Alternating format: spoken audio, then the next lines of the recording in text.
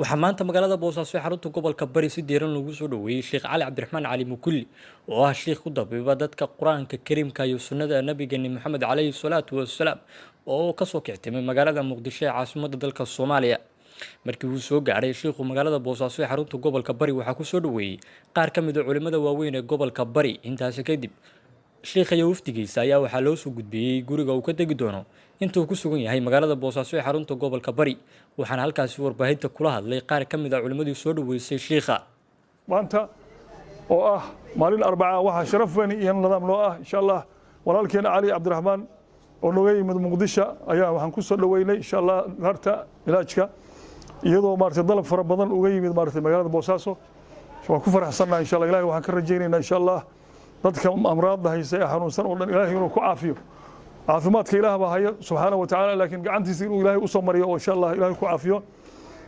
dadkana dalabkan fursadan qaaliga waa inay ka faa'iideysataan dadka walaalaheena hareeraha magaalada Boosaaso in waaxiyada degan inay ka faa'iideystaan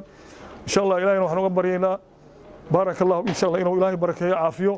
marka intaas baan idin sheegaynaa insha Allah waqtigan waa iska gaaban yahay barakallahu fiikum aad baan ugu faraxsanahay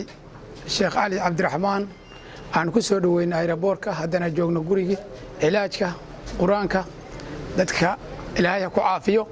si fiican baan noo soo dhaweynaynaa dadkuna inay ka soo qayb qaataan dadka caafimaadka doonaya Ilaahay subhanahu wa ta'ala. ugu dambeyntii waxaa hadalka qaatay Sheekh Cali Cabdiraxmaan Cali Mukulli oo bulshada magaalada Boosaaso ugu baaqay inay ka faa'iideystaan intuu ku sugan yahay magaalada Boosaaso ee xarunta gobolka Bari. صلي على رسول الله الكريم ثم الحمد لله الشكر على الملك والحق لله تعالى رب العالمين إلهي بمهدس كله الله إنه أقلاضي سماه النصوق قاضي إن صوت صعنا ومقالة بوسوسن نمانا نبتقلي كل نمانا الله إنه أقلاضي الله سام هدس كله إن شاء الله بيد الله باري هو سفر كناس ودبيري سفر كنبي وحشك عليه الصلاة والسلام وقيب نار تكمده النبي عليه الصلاة والسلام إلهي بمهدس كله نبتقلي ذا كل نمانا نبتقلي كوسب بحنا الله سام الله وقوم هد علينا إن شاء الله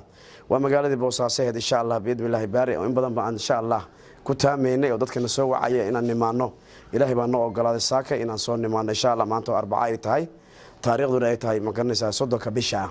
inaan nimaano Ilaahay yaa samahad iska insha Allah dadweynaha meel walba ay joogan waxaan ugu baaqayaa biidmilaahi baari caafimaadka Ilaahay baa haya caafimaad anagu ma hayno laakiin anagu dadaalku baan haynaa Ilaahay nala garab galo oo insha Allah inta xanuunsanaysan Allah noo shaafiyo meel walba ay joogan inta dhibana dhibka Allah ka dulqaado aan leenahay insha Allah biidmilaahi baari Ilaahay idinkiisa waxaan rajaynaynaa biidmilaahi baari saan u sheegnay waqtiga waa iska gaaban yahay waqti kooban baan joogi doonaa magaalada Boosaaso haddii Ilaahay qadar insha Allah meel badan laga sugay ayaa jira waliba dad badan oo hadda aan ka soo tagnay codsi ka soo qaadanay inaan magaalada Boosaaso waqti yar oo kooban siin doono insha Allah waxaan rajaynayaa Ilaahay idinkiisa subax berita ah oo kowda bisha ah kooda bisha ah waxaan rajaynayaa shaqada inay bilaabato haddii dib dhac ku yimaadaan insha Allah fariinta waa heli doontaa laakiin waxaan rajaynayaa kuwan weynaay subax beriba in shaqada noo bilaaban doonto biidmilaahi baari Ilaahay idinkiisa meel walba daafaha meel walba naga dhageysanaysaan insha Allah waqtiga waa kooban yahay aan ka faa'iideysana biidmilaahi baari Ilaahay idinkiisa dhammaan inta sixran oo sixir la ildarano magaalada Boosaaso joogto Ilaahay waxaan ka baryaynaa inuu Ilaahay naga maqnaaso noo caafiyo mid walba oo Boosaaso joogo oo saaxir ahna Ilaahay waxaan ka rajaynaynaa inuu Ilaahay noo soo qabto dhagartiisa iyo dulmigiisa iyo sixirka la wareegayo umada ku baabiyana Ilaahay waxaan ka rajaynaynaa inuu Ilaahay noo soo qabto sida kuwa Muqdisho Ilaahay noogu soo qabtay Ilaahay noogu fududeeyay waxaan ka rajaynaynaa kuwa Boosaaso ku noolna inay Ilaahay noo soo qabto Ilaahay idinkiisa kuwa jinka insha Allah dhibaateeyo aafiyana Ilaahay waxaan ka rajaynaynaa Ilaahay ka caafiyo kuwa isha aafayso dhibaato ku haysana Ilaahay waxaan ka rajaynaynaa Ilaahay noo caafiyo biidmilaahi baari insha Allah waxaan rajaynaynaa Ilaahay idinkiisa biidmilaahi muddadan insha Allah kooban inaan sii joogi doono shaqadan ay noo socon doonto Ilaahay Sakaafi Axmed Somali News TV Boosaaso.